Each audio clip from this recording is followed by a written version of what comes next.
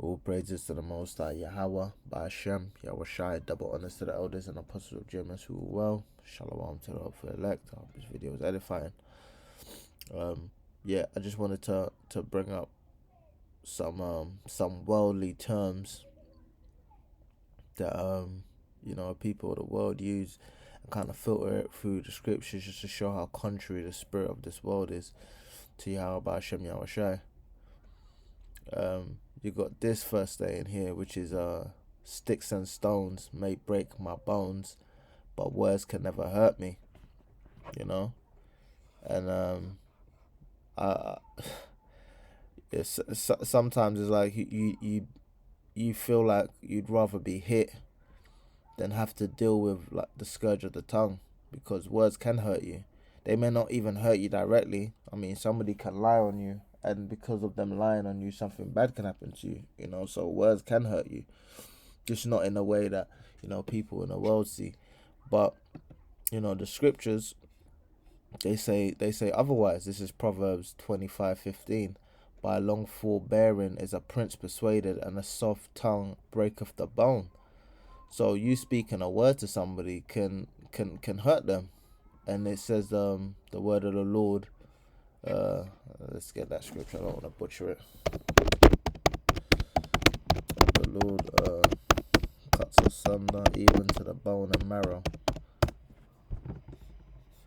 This is Hebrews 4:12. For the word of Yahweh is quick and powerful and sharper than any two-edged sword, piercing even to the dividing asunder of soul and spirit and of the joints and marrow, and is a discerner of the thoughts and intents of the heart. So yeah, words can hurt, but in Esau's kingdom, sticks and stones or whatever. And there's a few of these. Here's another one of Esau saying, "Keep your friends close and your enemies closer." And this is from Sun Tzu, who was a warrior philosopher from the East. Sun Tzu is credited with the phrase, "Keep your friends close, keep your enemies closer." It says online, while our friends remain close, our enemies continue to get closer. So in this world, you can be cool with your friends even online, and your enemies could be spying you out, getting closer to you than your own friends.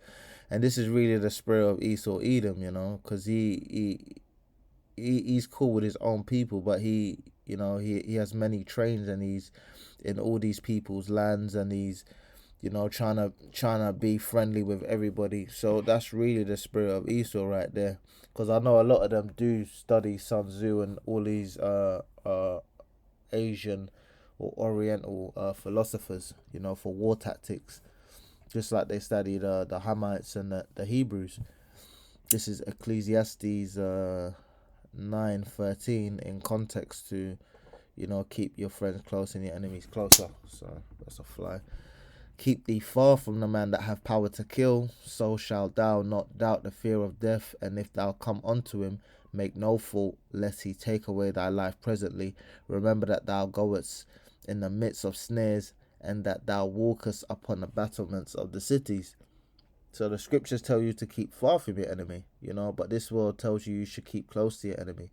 So it's all going off, and essentially Esau wants you to be in that spirit where you're keeping him close, so he can keep tabs on you, because he don't even really believe, like he says it, but it's really like a game he plays with Jake, because he don't want Jake. If you really look at Esau's behavior, he don't want Jake anywhere near him. These people ain't trying to come into your neighborhoods and be close to you. They want you as far away from them as possible, So even he doesn't believe that. A lot of the times, Esau will be saying things so that you follow, that he doesn't even necessarily follow. But yeah, is another saying in the world, the better half. And really that's talking about the woman, you don't really regard a man as a better half. It says a person's wife, husband or partner. Probably because of this, LGBT. I'm not going to say the rest, but normally when you say better half, it's regarding your rib or your demon in some brothers' cases. This is Job 39:17. Because Yahweh have deprived her of wisdom, neither have he imparted to her understanding. So how can you be void of wisdom and be the better half? It doesn't even make sense. And in 1 Peter 3:7 it says, likewise ye husbands, dwell with them according to knowledge, It means, you stay with your woman, but you deal with her according to knowledge. You don't be sitting there on the pillow telling her things you shouldn't. Even when I deal with women in the world, I don't even tell them I'm in the truth. You just do whatever you're doing, you keep it pushing. So likewise, ye husbands, dwell with them according to knowledge, giving honor unto the wife as unto the weaker vessel, and as being heirs together of the grace of life, that your prayers be not hindered. So you deal with her as a weaker vessel. You don't let your heart be known all onto them, because when you look at the stories of Samson, he bare his soul to Delilah. In the end, he got essentially cut. She turned around and she betrayed him. So you're supposed to deal with them as a weaker vessel, to know that there is the possibility that they can do A, B, and C onto you. It's not to say you don't love your wives, but again, you deal with them, with understanding. And this is they say, why do some people say life is better than death? Some people think life is better than death because they're enjoying life, and they fear death. And you fear the unknown. You fear what you are ignorant of. They don't know what death is and what happens beyond death. But in the scriptures it says, Ecclesiastes 7:8, better is the end of a thing than the beginning thereof, and the patient in spirit is better than the proud in spirit. So it's better for you to die than to be born. And the elders always go into, when a baby is born, it cries because it's like, oh damn, I'm back here again. But in the spirit realm, we can go through the scriptures to, even with Samuel, when he was called up by Saul by the seer, he was like, why have you disquieted me? So we know it's peace in the spirit realm. So clearly, to be dead is better than to be here on the earth having to deal with this. And again, you're dealing with ignorance, which is fearing death. Is ignorant because you fear the unknown, because you don't know what happens after you die. We know through the scriptures what happens. You return unto the Heavenly Father for judgment. But a lot of people, because of Esau primarily, Esau knows this. The higher ups, the so-called elites, but they ain't trying to die because they ain't trying to deal with that judgment. It says ignorance is bliss. If one is unaware of a pleasant fact or situation, one cannot be troubled by it. And that's very, very false. I always go into the analogy of you see, when you're boxing, you get knocked out by the punch you don't see coming. If you know a punch is coming, you can block it, you can parry it, you can duck out the way, you can step back. There's a whole host of moves you can do to kind of neutralize a punch. But if you don't know it's coming, you're going to get knocked out because you're not expecting it and you're not bracing yourself for the punch. The same thing with this world. This is why a lot of people are going to be knocked out when all these things come to pass, because they've not braced their mind for it and they're ignorant of it. It's that punch that the world doesn't see coming. And you go into the world ignorant, it says lacking knowledge or awareness in general, uneducated or unsophisticated, discourteous or rude. And we know that this is the spirit that the people in the world are in. They don't care about each other. They're extremely rude. They lack knowledge and they lack awareness in general, because they don't realize a lot of what they do is, we know the Heavenly Father, he lets people reap what they sow. They believe in karma, but ultimately all the things that you do, you're going to have to pay for. Even the things that you say and do in secret, myself included. And this goes into wisdom, which says it's good to be ignorant, but it really isn't, because it says here in Proverbs 4:7, wisdom is the principal thing. Therefore get wisdom, and with all thy getting, get understanding.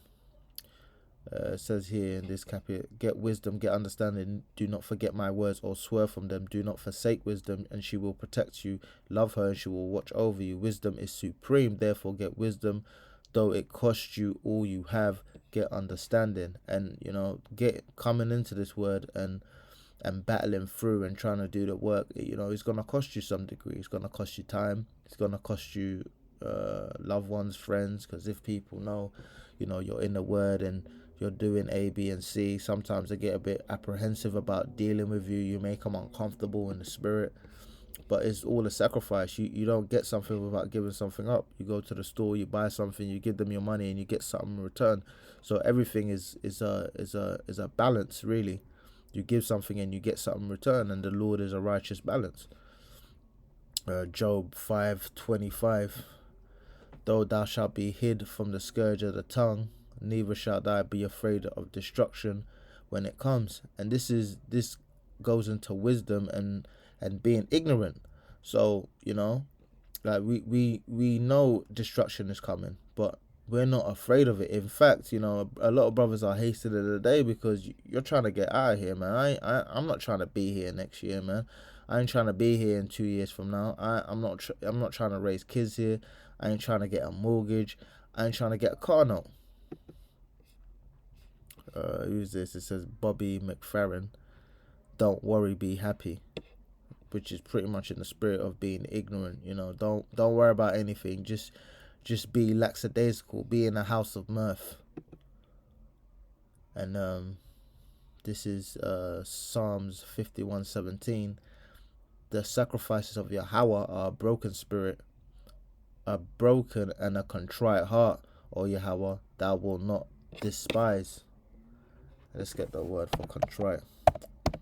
I've looked it up before, but sometimes I like to, remind myself.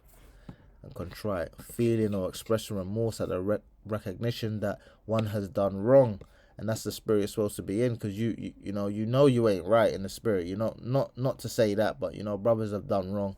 We're not perfect, so to sit there and even be proud, why is earth and ashes proud? That's why the Lord hates pride, because he can't even look at us, without looking through the telescope of Yahweh Shai, because the things we've done in our life is filthy to the Most High. So there's no way we can be proud, even to the people of the world, even though you might know things that they don't. You can't be prideful about it, because the Lord can instantly take the truth from you and put you in a situation where you really learn humility. And pride is hateful to the Lord. The Lord hates looking at pride. If you look at these rich celebrities, a lot of them are prideful because they have money. And the more money you have and the more access to things that you have, you become prideful. You start thinking you're better than yourself, which is one of the big reasons why men in the truth don't really have a lot of money, because when you're financially low, when you don't have a lot of things, you're forced to be humble, because you can't be prideful when you can barely afford to buy a cheeseburger. You can't be prideful if you're sleeping on the street. But if you live in a mansion, you got a big car, you got the big booty bitch, you know what I mean? You're going to be hella proud, man. You're like, I can do whatever I want. Ain't no one stopping me. So, riches come with pride. So a lot of the time, the Lord will actually deprive you from having those things, because he knows it will humble you. And he'll even give you things and take them away from you to humble you. Just to let you build up in pride, and just to make you realize that you have nothing without him. This is that saying, dog eat dog world. What's it? Not parentheses, because that goes into description, even though it's a description, but it's not using quotation marks. Used to describe a situation in which people do anything to be successful, even if what they do harms other people. Is a dog eat dog world out there, competing and contending, non-sporting, be one up on someone idiom. And we see it all throughout our daily lives in Babylon. I personally know or knew people who stab people in the back to get ahead. You know what I mean? And that's what they want to do. I don't personally want to do stuff like that. I think it's repellent, but that's the spirit of this world, stabbing people in the back to get further ahead in life. And in the end, you're gonna have to deal with it. And there's another saying, which is supplementary to that, is every man for himself. And this shall show you how prideful Esau is. He calls it a worldly proverb. Everyone should or does look after their own interests rather than considering those of others, which is completely contrary to the spirit of the scriptures and the spirit that man is supposed to be in. Because even when you look at the story of Abel and Cain, Abel was doing right, and he probably loved his brother, because I know how it feels to love somebody, and somebody is just jealous of you and they want you hurt. is really weird, because you're looking at yourself like, why are you jealous of me for, man? I ain't got nothing that you can't have, or I don't have anything of any consequence that you should be jealous of. You have your own talents. But a lot of the time, brothers have talents of their own, but they'll be jealous of another's talents, which doesn't really make, that's not your lot. You can't be jealous of another person's lot, unless that's the spirit that the Lord puts you in. But that's a scary thing, man, because the scriptures say, if it be possible, as much as life in you, live peaceably with all men. So it's completely contrary to being dog eat dog, and every man for himself. Because if you're for yourself, you can't be peaceable with everybody, because you're gonna stab people in the back to get ahead. And this is 1 Corinthians 10:24. Let no man seek his own, but every man another's wealth. So you're supposed to make sure that your brother is good, and if each brother does that for another brother, all the brothers are good.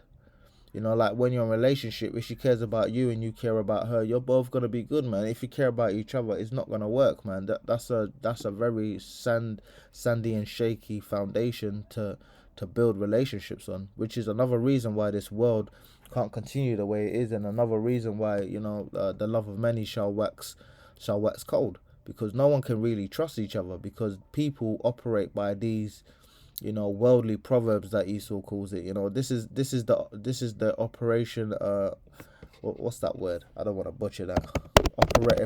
Operandum, operation operandi or something. Yeah, that's it. Operation memoranda. I think that's the term. Is that it? Oh well, I leave that, man. It's Esau stuff. So, Philippians 2:3. Let nothing be done through strife or vain glory, but in lowliness of mind, let each esteem other better than themselves.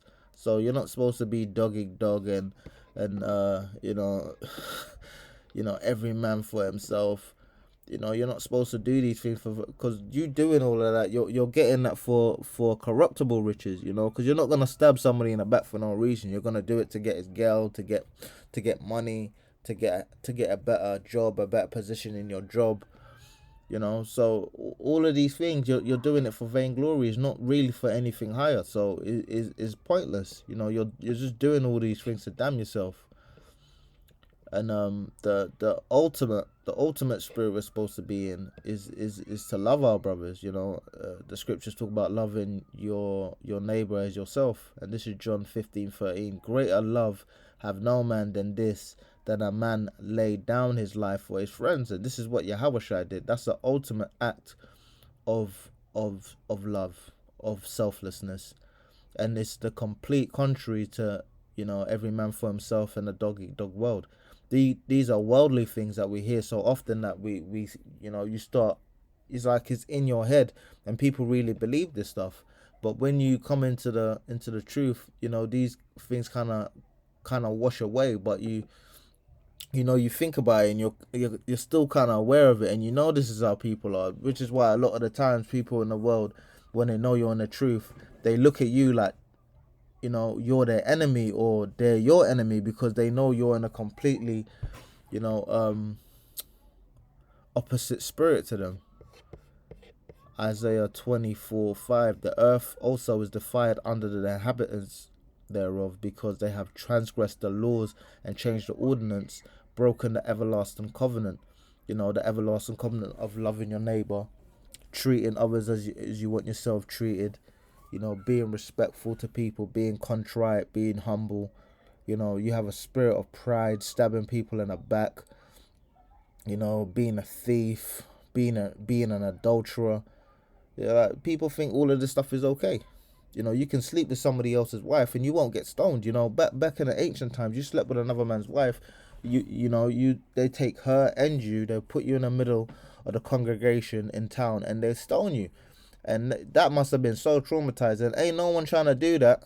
You know what I mean? Ain't no one trying to do that. And no one definitely ain't trying to get caught doing that. So if you did that, you did that under the cover of darkness. Now, you just popping over to my man's house, laying with his woman and going about. And if he beats your ass, you can call the police and get him arrested for assault. That's wild. Esau's kingdom is just abominable, man. Yeah, and these are the other scriptures I go into. So yeah, really, when you be bringing these scriptures out, man, they hurt people's feelings, man. So a lot of the time, people look at you and as have I become your enemy because I told you the truth? Because this is the truth, man. We're not supposed to be like people of this world. We're supposed to be of a completely contrite spirit. Israel's supposed to be a nation above all nations. So you believing in these worldly things, which a lot of Jake do believe in, because it's like ultimately you need this kind of spirit to move ahead in life. You can't get ahead in life trying to deal with everyone fairly, trying to give everyone a fair price, being on time. Even when you look into the 48 laws of power, it talks about how when somebody contacts you and stuff like that, you don't get back to them straight away. So you have this air of power and being busy about them. It's kind of like how you have to play women in this world. You know what I mean? If you got a chick and you really trying to smash you, if she texts you, you don't want to text back. You don't want to text back straight away. You want to wait like an hour, 2 hours, maybe the next day. But like, oh, you know what? I was busy, and all of this stuff is like you can't even deal with man fairly. You deal with the brothers. You text a brother. The brother will get back to you when he can or when it's convenient. He ain't trying to see your text and be like, oh, I'm gonna text him. I'm gonna text him tomorrow because I want him to think man's busy and doing something. You know what I mean? So this world is messed up, and it's like you want to be in a completely different spirit to the world, man. So yeah, that's pretty much it. The sayings of the world and how they oppose the sayings of the scriptures. All praises to the Most High, Yahweh by Hashem Yahushai, double honors to the elders and apostles of James who well, shalom to the elect.